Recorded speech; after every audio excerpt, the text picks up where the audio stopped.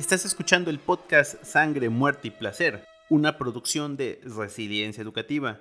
Recuerda que nos puedes encontrar en Spotify y Google Podcast.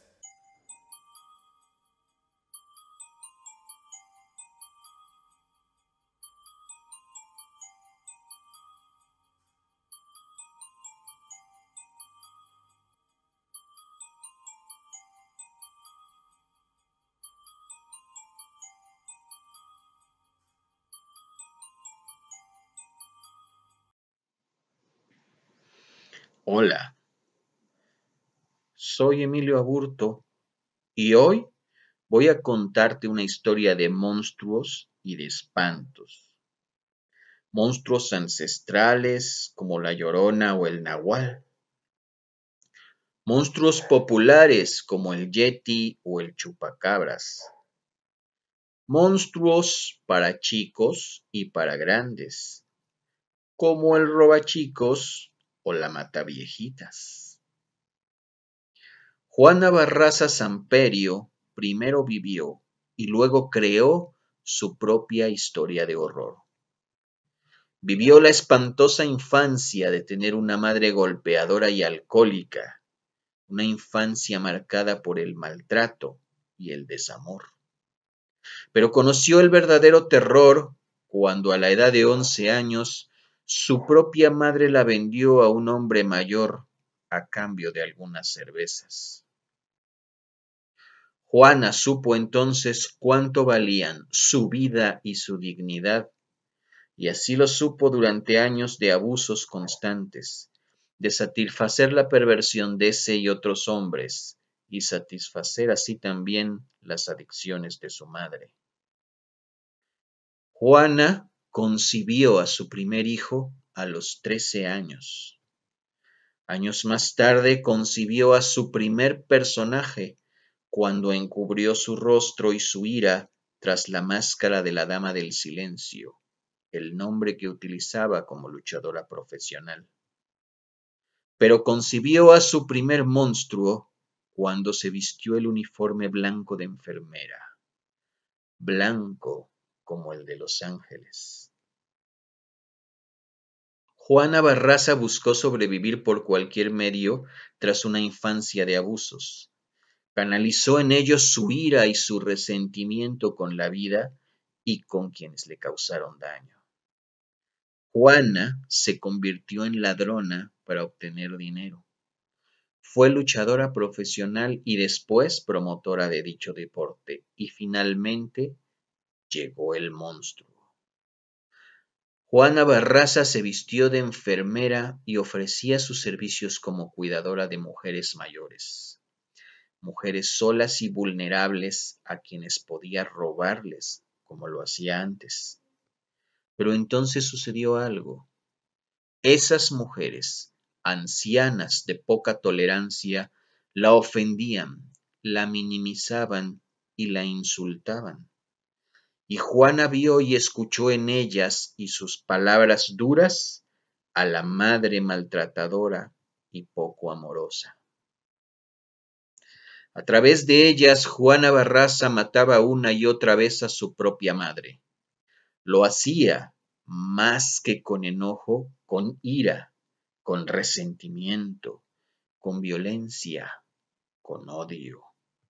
Sí, la Mataviejitas es un monstruo que no mata por placer, sino por odio. El nombre de la Mataviejitas ha pasado a formar parte del bestiario en el imaginario colectivo de nuestras leyendas populares. Así que cuídate de no encontrarla por ahí, por donde rondan la Llorona y el Chupacabras, cerca, muy cerca de tus pesadillas. Hola, ¿qué tal? Les habla Fernando Palacios. Bienvenidos de nueva cuenta a su podcast Sangre, Muerte y Placer sobre asesinos seriales, presidido por el distinguido doctor Carlos Docentes Reyes desde la ciudad de Springfield. Y como en otras ocasiones, pues tenemos la presencia de la doctora Lorja Pérez Landa, que ahorita la vamos a ver, y el licenciado Emilio Aburto Casillas, que transmiten desde la ciudad de Jalapa, Veracruz. Hoy, desafortunadamente, tenemos la ausencia de nuestra compañerita, la maestra Viviana, pero no obstante, contamos con una nueva integrante, la licenciada Jennifer Nolasco, que para aquellos que nos siguen por video, perdón, la podrán distinguir en pantalla, y pues les damos una calurosa bienvenida, esperando que se acople de forma definitiva a este proyecto.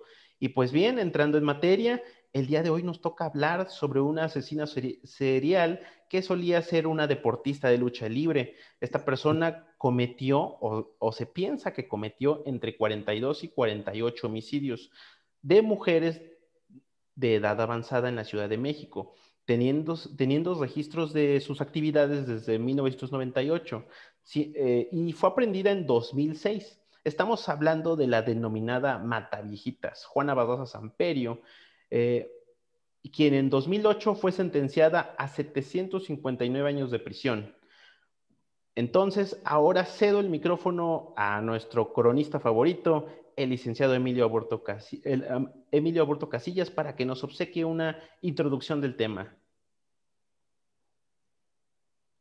No, ya tenemos por ahí algo grabado, pero podemos mencionar que una de las características que tiene el caso Juana Barraza en particular, y uno de los elementos característicos de este, es que a diferencia de muchos otros, este se introdujo por completo en el imaginario popular.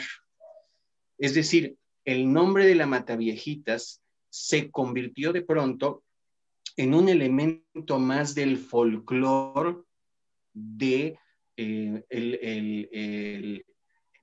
la voz popular, ¿sí?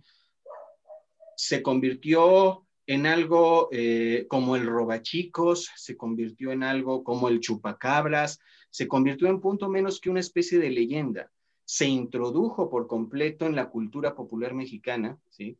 A partir de este denominativo que le pusieron en la prensa como la Mataviejitas, ¿sí?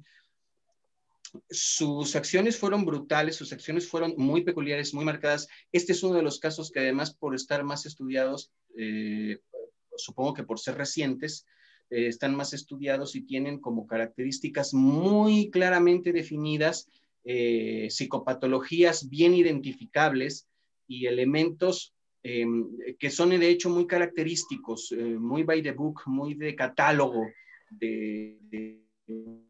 definida. Eh, su, los compañeros, los demás expertos van a platicar sobre precisamente las situaciones que ella vivió en su momento y que fueron referentes de elementos de circunstancia. Pero uno de los grandes temas que tendríamos que considerar en este caso en particular de Juana Barraza es ese, el hecho de que se convirtió en parte del imaginario popular, del imaginario colectivo de la sociedad mexicana. Y esa inición y esa inserción dentro de este ámbito es muy, muy característico, muy peculiar de ella, ¿no? Muy peculiar de este caso. Es un caso, es un elemento que todavía, hasta la fecha, sin tener un claro referente de quién era o qué significó o qué podría significar, la Mataviejitas, ese símbolo que es en el que se convirtió el nombre de la Mataviejitas, sigue predominando dentro de una suerte de elemento cultural popular dentro de la sociedad mexicana. No es un elemento agraciado, pero es un elemento que sí tenemos que tener presente y considerar en cuán importante puede llegar a haber sido este personaje y sus características. Muchísimas gracias, señor Emilio. Me gustaría ahora interactuar con la doctora, y pues como bien lo dice usted, es una figura creo que ahí la tenemos todavía, sí, ¿verdad? Es una figura que se convirtió en parte de la cultura Hola, ¿qué popular. tal? Muy buenas tardes. Doctora, ¿qué tal? Buenas tardes. Y pues bien, doctora, como en otros casos que ya hemos expuesto aquí, pues es una persona que presenta abuso en su niñez, perdón. ese fantasma de la violencia en la infancia pues se hace otra vez presente y nos hace suponer que es una clave irrefutable en la creación de estos personajes. Por lo tanto, le cedo el micrófono para su intervención, doctora.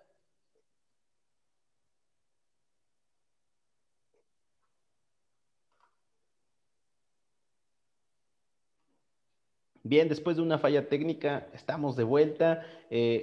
La estaba agradeciendo al licenciado Emilio y le comentaba a la doctora Lorja que otra vez estamos frente a un caso en el que regresa este fantasma de la violencia en la infancia. Otra vez se hace presente y pues me hace pensar que, y bueno, ya es claro, como lo hemos platicado en otros podcasts, que es una clave irrefutable en la creación de estos personajes. Por ello, me gustaría que nos hablara acerca de ello, doctora.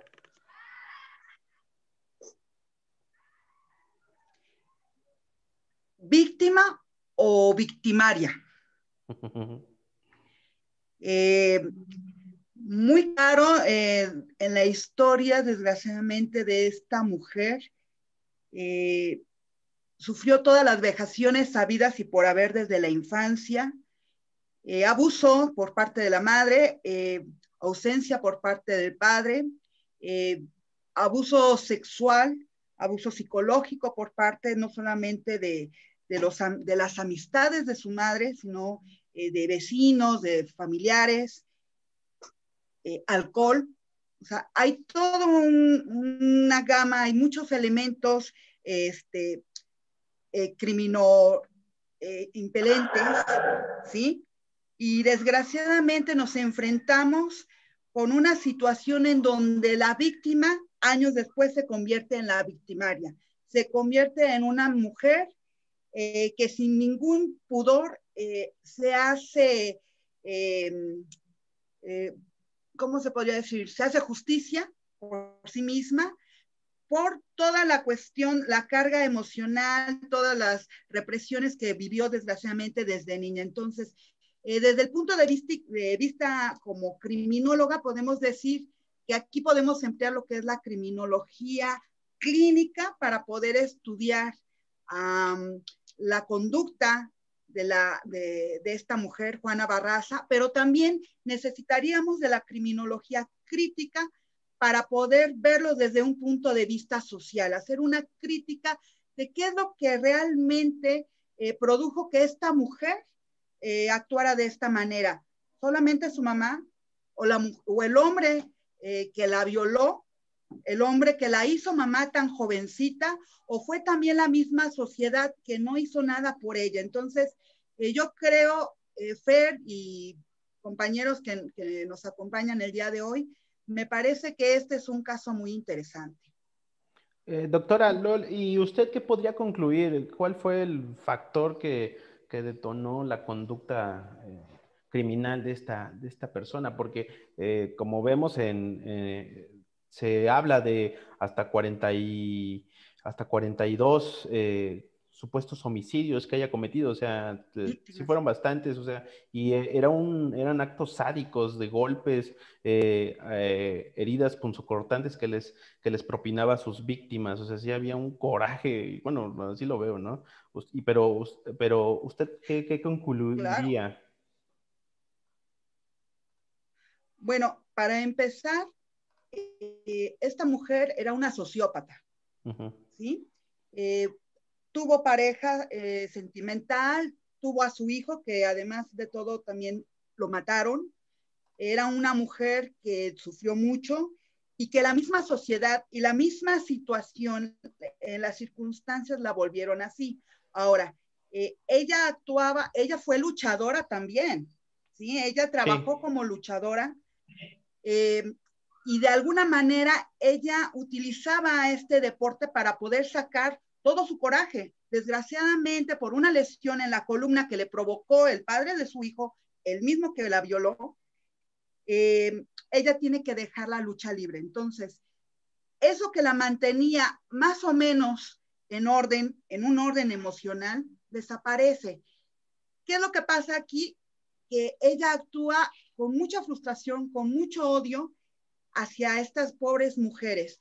Vamos a ver aquí que podemos hacer un perfil victimológico vamos a encontrar un común denominador, que eran mujeres adultas mayores, pero que además de todo tenían una característica muy particular que las unía. No es que matara por matar a esta mujer a sus víctimas, ella solamente victimizaba a aquellas que la menospreciaban, que la ridiculizaban, que la menospreciaban. Es aquí donde Juana Barraza mata 1, 2, 3, 10, 40 veces a su propia madre. ¿Sí? No utilizaba armas de fuego, no era impersonal, lo hacía muy personal, como tú lo dices, Fer, mediante golpes, mediante azotes, con estrangulamiento. Ella lo que quería era terminar con la vida de su madre, en la cual, o sea, su madre que veía entonces esas mujeres ya de edad avanzada. Entonces, ¿qué es lo que provoca todo esto? La misma sociedad y desgraciadamente el factor criminológico aquí que más pesa es su madre, ¿no? Y la situación en la que vivía en su infancia. Muchas gracias, doctora. Ahora, licenciada Jennifer, primeramente, pues agradecerle su presencia y como dije en un inicio, ojalá se integre de manera definitiva a este equipo. Y pues bien, es conocido en este caso que la policía se apoyó en un perfil o un denominado perfil geográfico generado para el caso. Me gustaría que nos ayudara usted a entender cuáles son los factores claves en estas investigaciones, porque como muchos habrán visto, hay o había retratos hablados, existían testigos, sin embargo, hasta la misma prensa temía que fuera una exageración por parte del gobierno capitalino. Hasta el mismo Bernardo Batis aseguraba que se trataba de una mente brillante y lo dice con sus palabras, dice que es sagaz y cuidadosa. Y también hay algunos otros elementos, ¿no? Como ciertos cuadros específicos que tenían las víctimas, pero ¿cuáles serían para usted los indicios claves para entender a este criminal y qué fue lo que llevó a su captura, independientemente del último homicidio? Pues muchas gracias, Fer, por la bienvenida. Y respecto a tu pregunta, quisiera yo destacar sobre la teoría del círculo que nos menciona el doctor Paul. ¿Y esto qué quiere decir? Según la criminología geográfica, tal y como lo mencionas, podría yo relatar que se basa mediante la ubicación, los dichos sucesos como dentro de la misma serie y el objeto de estudio. Entonces, por medio de este objeto de estudio, voy a partir a la aplicación de dicha técnica de Juana. ¿Cómo lo clasificó y cómo lo determinó? Comentaba la doctora que Juana es sociópata, sí, exactamente. Entonces, ¿qué característica tiene? Es que yo lo hice por lo que me pasó antes. Es que yo no tengo la culpa. Sucedió por tal motivo. Entonces, siempre va a buscar ese factor de desplazamiento mediante el cual lo voy a buscar como una vertiente criminológica y de indicio de estudio por medio de la policía. Y como tú comentabas, fue una investigación increíblemente grande, ya que, como ustedes comentaban, fueron 40 y tantas víctimas. Algunos estipulan que solamente fueron 17 y otros especialistas comentan respecto a la misma índole, más lo que faltaron de los que no denunciaron. Entonces, respecto a este índice y bases de operaciones, podría yo comentar como un geoperfil de comprender un desplazamiento único. La misma autora respecto a la relación y no relación de las mismas víctimas, síndrome de lo que ella sufrió en su etapa de la niñez, que a ella la vendieron por 3 cervezas su propia madre. Entonces, he de ahí el par de aguas en donde sale y estipula su ser y su intención de ser la mata viejita. Conforme a lo que comentábamos, sí, se unió en la lucha libre y fue para ella una forma de nivelar su neurosis, una forma de nivelar aquel hecho traumático, y conforme ella lo va a estipular y lo va a canalizar dentro de su ser, ella canalizaba sus emociones con la lucha libre, y conforme a estas mismas bases de operaciones y desplazamientos mentales, era riguroso, y de repente, de la nada, se termina esta etapa de su vida, esta luchadora por sus lesiones, y busca una forma de canalizar esa emoción. ¿Y cómo son? Pues asesinando a estas señoras de la tercera edad, ya que esto, para finalizar y para conseguir un objeto marcado, ha empleado muchas formas de los diferentes traumas producidos en su niñez. Qué precisa intervención, muchísimas gracias, licenciada Jennifer, le agradezco muchísimo, muy explicado lo que acaba de exponer, y pues continuamos con el doctor Docentes, pero antes quisiera hacer una pausa comercial para invitarlos de nueva cuenta al evento de Resiliencia Educativa, Jornada Forense, a realizarse el 5 y 6 de marzo. A continuación van a ver ustedes el video de invitación para que si no se han suscrito, lo hagan en la brevedad posible, porque ya estamos a cerca de 15 días de que se realice el evento.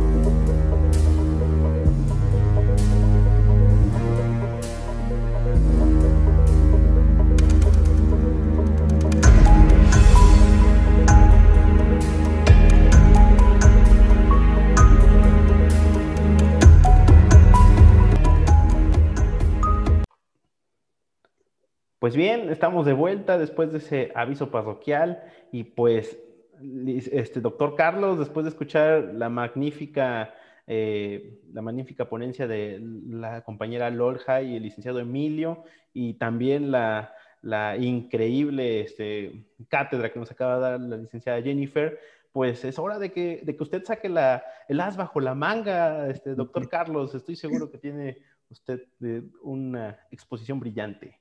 No, híjole, buenas tardes. Buenas tardes. Pues sí, vaya, personas muy estudiadas, me da mucho gusto tratar con todos ustedes. Y sí, como decía, este tema da mucho de qué hablar, ¿no? La mataviejitas.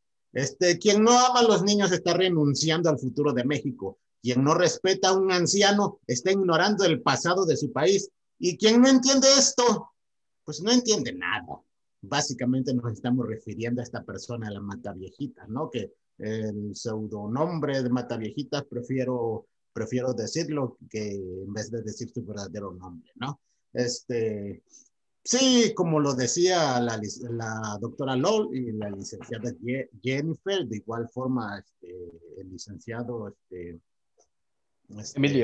Emilio, y usted, por supuesto, dice, sin duda alguna que el delincuente debe de tener plena conciencia de lo que hace, ¿no?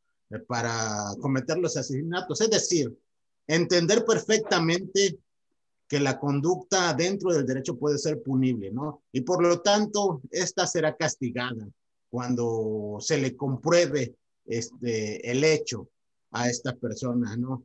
Y como ya bien lo decía, esta persona de nombre Juana, de apellido lo omito, era una persona que se desarrolló en un ambiente hostil, y como ya lo habían comentado por ahí, debido a unos recuadros o unos cuadros de un pintor español, creo, fue que algunas personas en el ámbito forense empezaron a divulgar que a lo mejor podría ser una persona que de España o algo así por el estilo. De igual forma, como comentaron, el saber de las instituciones policiales y de las instituciones de investigación, en ese entonces que era la policía judicial, la policía judicial del distrito, ¿no? Del DF, digamos, la PGJ, sí, efectivamente su titular decía que se creía que Juana,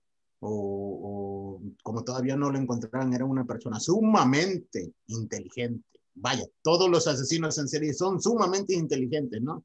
Y al igual que todos nosotros, que todas las personas que existimos en este mundo, ¿no? Sí, efectivamente, el planteamiento que expuso la licenciada Jennifer sobre el perfil que se llevó sobre esta persona, que se le hizo el perfil geográfico de la Mataviejitas, pretendió identificar más o menos en dónde era la causa probable, en donde residía esta asesina, ¿no? O dónde era su base de operaciones. Por ahí leí algunos artículos que supuestamente tenía como 3 bases de operaciones. Una era la casa en donde empezó ahora sí a robar y en donde llevaban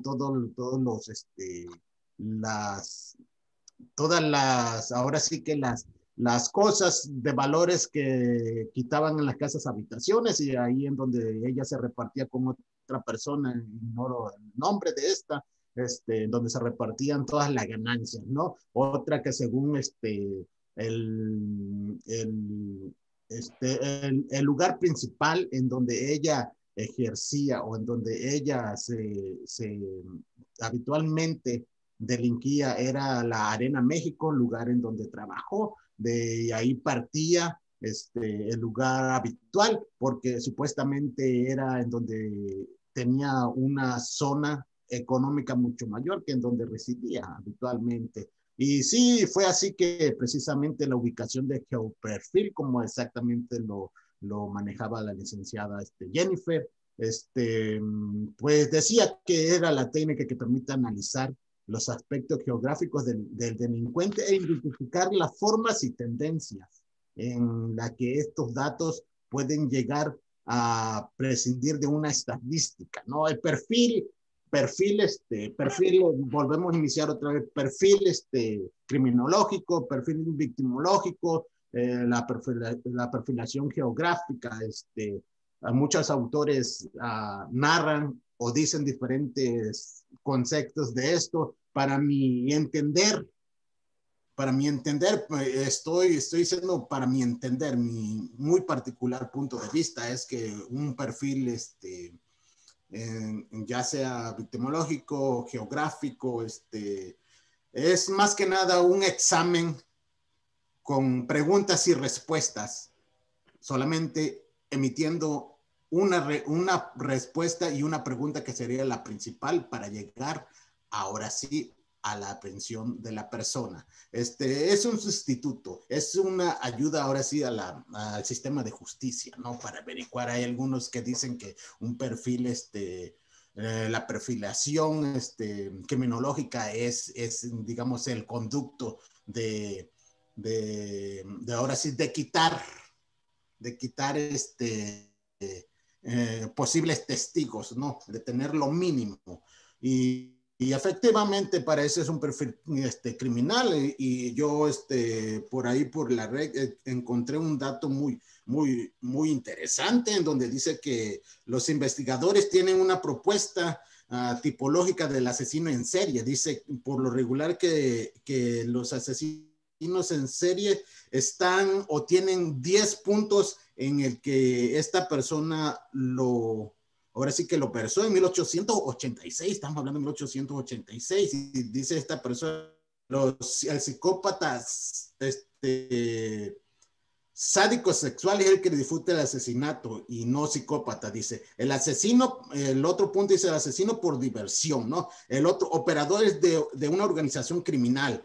Y la cuarta, envenenadores y asfixiadores, entre paréntesis, viene personal de cuidado, enfermería y guardería. O sea, ¿cómo fueron tan contundentes sin especificar el caso de la Mataviejitas? Se lo vuelvo a repetir, el número 1, 2, 3, 4 dice envenenadores y asfixiadores, personal de cuidados, enfermería o guardería. cómo fueron a dar en el punto específico para que esta persona ahora sí le hicieran un perfil criminal, ¿no? Esta persona, como ya lo sabemos, se vestía de enfermera, ¿no? Para dar ahora sí para llegarles a los adultos mayores con este punto de ayuda, ¿no? O pues en la medicina, en los cuidados que basan sobre la enfermería. Y hay algunos perfiladores pues, que decían que esta persona pues medía 1,75, que pues hay algunos pues, que decían que era un posible hombre que se disfrazaba de mujer, y en el DF o actualmente en la Ciudad de México está lleno, está lleno, está lleno de transvestis, cuadros, está llenísimo. Entonces, sí fue un, digamos, que ahora sí a estas personas que se dedican a este aspecto o a este punto, en algunos casos no bien visto por la sociedad, ¿verdad? Que es el servicio por el placer o el sexo, ¿no? No fue bien tratado en esa época, ya que aprendían a todos los travestis que según tenían ese tipo con el que los perfiladores coincidían, ¿no? De medir 1,75, de estar ligeramente fuerte, de usar peluca, etcétera, etcétera, etcétera. Y esto es como el trabajo de los perfiladores, digamos, entre comillas, pues hicieron el perfil geográfico sobre estas personas y empezaron ahora sí que a trabajar en el diseño de cómo aprenderla. Voy a exponer un caso en el que dicen que la perfilación, ahora sí, la perfilación geográfica, ya lo hicieron personal del FBI, personal que está en la ciencia forense. Sinceramente yo no creo eso, muchos me van a decir que estoy loco, y sinceramente pues yo no creo. Ustedes han visto películas por ejemplo, de japoneses cuando están aprendiendo a escribir, que escriben sobre la arena. Bueno, pues ese es un tipo de perfilación geográfico. Antiguo, sí. Los nuevos perfiladores llegaron ahora sí a ser más grande, a ser más competente este concepto de perfilación, ¿no? Igual, cuando yo estuve en algún plantel militar, teníamos un lugar que se llamaba salón de arena, en donde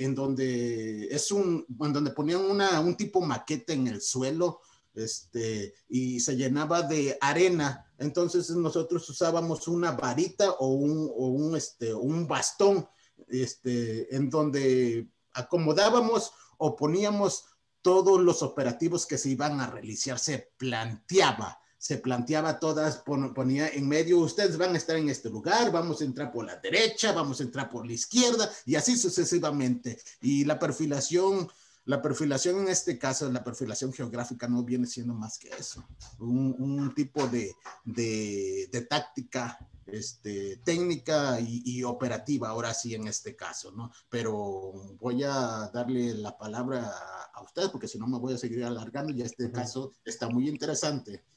No, hombre, muchísimas gracias, doctor. Y respecto a lo que también decían sobre que suponían que era un hombre el que cometía los crímenes, doctora Lol, ¿cree usted que esto era un prejuicio o devenía de ciertas características en los homicidios? Vamos a recordar, Fer, que en la mayoría de los casos la policía se basó en lo que decían las víctimas. Bueno, las víctimas sabían que los sobrevivientes, ¿no? Algunos que habían identificado a esta persona, al menos de vista. Entonces, sí, efectivamente era una mujer, o es una mujer alta, es una mujer maciza, rolliza, con una espalda muy ancha y que efectivamente sus facciones pues son muy gruesas. Entonces no sabían perfectamente si era un hombre vestido de mujer o era una mujer muy masculina. Entonces, a la hora de que empiezan a recabar toda la información, pues queda esta laguna de saber de qué sexo es, pero finalmente a la hora de que se dio con ella, que se realizó, ¿cómo se llama? Perdón, la perfilación, bueno, pues se dan cuenta que el busto que hicieron mediante retratos hablados, mediante los testimonios y todo esto, pues sí daba las características. Entonces, yo creo que es parte y parte, Fer, pero en realidad, pues si nosotros vemos las imágenes de la Mataviejitas, sí tiene características bastante gruesas, por decirlas de alguna manera, ¿no? Un tanto cuadradas, ¿no? Entonces, yo creo que sí tiene que ver parte de su fisionomía y parte de una cultura que tenemos, ¿no? Entonces, por ahí van las cosas. Gracias, doctora. Licenciada Jennifer, de su conocimiento, ¿nos podría decir usted qué relevancia obtienen también estos medios de prueba que son los retratos hablados? Porque, pues, para el caso, sin salirnos tanto de él, pues sí coincide demasiado los rasgos o las características faciales de la persona con, con este personaje. ¿Qué nos podría decir? Pues fíjate, Fer, que claro que es importante, es algo muy relevante. Gracias a estos mismos perfiles, la caracterización del busto, la criminóloga que diseñó, de hecho, el busto de Juana, ella comentaba que ella tuvo que hacer las propias pelucas. ¿Por qué? Porque no se encontraba ni el mismo color de pelo y todo se basó por medio de los testigos, ¿sí? Los testigos oculares, que ¿sabe qué? Pues es que yo vi a dos mujeres o dos hombres, dos hombres vestidos de mujer, tenían las facciones muy masculinas. Conforme a esto, fuimos sumándole a la delegación Cuauhtémoc, Gustavo Madero, Iztapalapa, Venustiano Carranza, cómo fue el modus operandi de ella en este tipo de zonas, como comentaba el doctor, la criminología geográfica, y dentro de esta misma, podría yo comentar que sí, fue muy relevante, gracias a esto, pues la patrulla que logró detenerla, pues fue por situación visual. ¿Sabes qué? Pues coinciden los rasgos de esta persona. En un inicio pensaban que eran dos hombres, o un hombre y una mujer, pues muy alta. La verdad, comentan mucho dentro de los mismos documentales que en el mismo reclusorio en el que ella está, pues le tienen miedo porque la verdad es que impone su físico de luchadora, la forma en la que ella convence a las personas de la forma de que saben que yo acá soy superior, yo soy la que manda aquí y su físico impone. Entonces, es importante, sí, gracias a ello, pues la pudieron verificar que, pues sí es ella, entonces, pues vamos tras ella, vamos a hacer la detención. Conforme a esto, también mencionan bastante que vestía mucho de rojo. Entonces todo fue coincidiendo conforme al busto, conforme al dibujo, conforme a la ubicación y entre otros medios, pues tratar, ¿no? Tratar de encontrar y que coincidiera conforme a la perfilación cómo era la persona. Muchísimas gracias, licenciada. Muy precisa su intervención. Y pues, doctor Carlos, ¿qué podríamos concluir de acuerdo con lo que pues, ya la doctora Lorga nos ha hecho el honor de señalar, y también la licenciada Jennifer, así como los comentarios previos de licenciado Emilio? ¿Cuál sería su conclusión respecto al tema para cerrar? Bueno, para no ser para no alargar esto, porque esto va para más por lógica, ¿no? Pero bueno, podríamos decir que la metodología de esta persona, de la Mataviejitas, era la metodología de cazador, como lo dicen algunos autores, ¿no? La metodología del cazador, que es esta, el hunter que dice que es la que busca a la víctima a los alrededores de donde vive. Y en la clasificación de estas personas serían los meroedores. O sea, Juana, o Mataviejita, se dedicaba, o veía la forma sigue todavía, veía la forma de buscar a las personas más vulnerables, a las personas que le iban, que iba a ser fácil someterlas.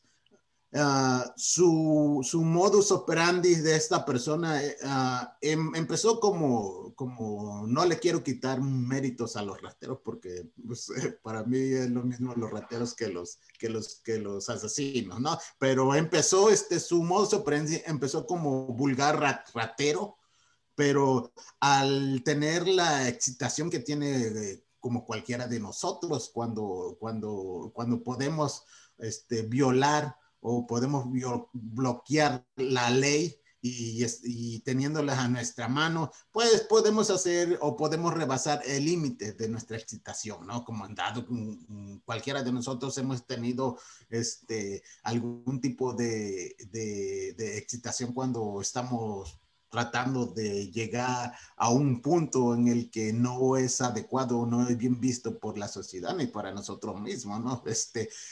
No entré en detalles a eso, ustedes saben a qué me refiero.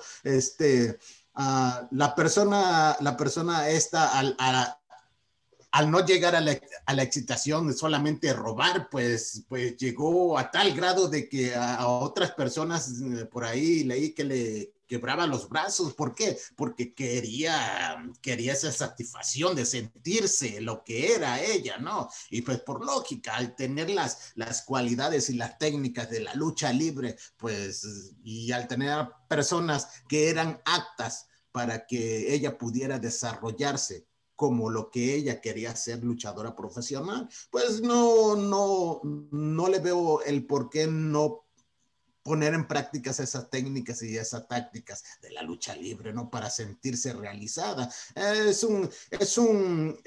Este concepto es un tren de satisfacción. Mientras tú lo vas haciendo, vas desarrollándolo y vas perfeccionándolo a tu sentir, vas perfeccionando esa forma de delinquir, porque llega el momento en el que la perfección hace, entre comillas, hace que la misma perfección se convierta en un fallo cuando tú tienes esta práctica, ¿no? A lo que voy es la Mataviejitas, ahora sí que por no poder contenerse a la satisfacción que necesitaba, pues por lógica cometió errores y fue cuando la prendieron, ¿no? Que incluso por ahí en lo que leí, la policía en este caso, la policía judicial o de investigaciones, ni la policía del DF, pudieron hacer nada, ¿no? Esto fue una coincidencia o fue un hecho fortuito en el que Juana entró ahora sí con una anciana creo que de 92 años, algo así por el estilo, pero esta anciana tenía a una persona viviendo ahí con ella, ¿no? Y fue cuando esta persona que llegaba de compras o no sé de dónde, vio que esta Juana estaba saliendo y inmediatamente que la viejita estaba muerta y fue que esta persona salió corriendo para perseguirla y así fue como dieron con la Mataviejita. No fue una investigación en el que digamos, pues los criminólogos o el Poder Judicial o la Secretaría de Seguridad Pública dio en el punto, no, como siempre ha sido, ¿no? Como siempre ha sido, porque no se rigen o no se llevan los alineamientos precisos para combatir este tipo de personajes, digamos, ¿no? No es que fuera una persona sumamente inteligente ni nada por el estilo, es que simplemente el protocolo de seguridad pública o de municipal o federal, simplemente regular nunca se lleva a cabo como debería de ser, ¿no? Y por ende hay que muchos asesinatos, delincuencia organizada y desorganizada, precisamente por lo mismo, porque nos hace falta todavía mucho, nos hace falta entender cómo es el sistema y cómo se debe, ahora sí, cómo se debe llevar y cómo se puede llegar a un bien común, ¿no? Ya tenemos en cuenta que la policía ministerial, la policía estatal, la policía municipal nunca se ponen de acuerdo y siempre están digamos que siempre están en conflicto, compitiendo para ver quién vale más o quién sabe más. Y pues en este caso es lógico, es normal, ¿no? Adjudicarse que llegaron a este hecho, y lo resolvieron pues por lógica. Todos se querían poner ahora sí, esta medalla, ¿no? Hecho que digamos que hizo grande a México, ¿no? Entre comillas. En comillas, ¿es un hecho histórico? Por supuesto que sí, pero cualquier persona con habilidades, digamos, no extraordinaria, pudiese hacerlo también, ¿no? A lo que voy es que sí, es un hecho histórico, sí, pero pues también desde el punto de vista donde lo estamos viendo, ¿no? Desde el perfil más bajo de la sociedad, que es el delinquir, ¿no?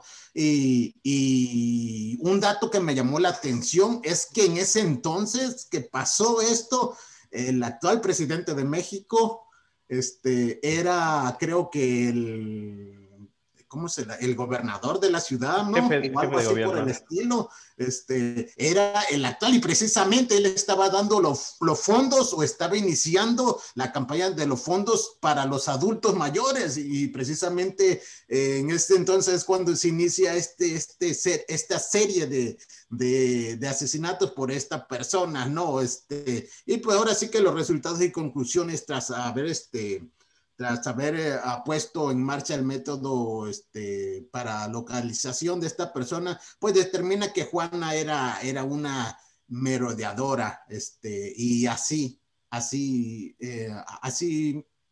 técnicamente trabajaba. Una merodeadora quiere decir que tenía el círculo en donde ejercía, o en donde ella trataba de realizar sus crímenes. O sea, que tenía un punto de partida y una zona específica. O sea, que no era una persona, digamos, viajera que llegaba del Estado de México a la Ciudad de México, ¿no? A buscar, a querer delinquir, ¿no? O a buscar una presa. Esta básicamente tenía el mismo, digamos que la misma ubicación, o el mismo lugar para delinquir, ¿no? Y pues ahora sí que es muy interesante este tema sobre estas personas, ¿no? Sí, claro.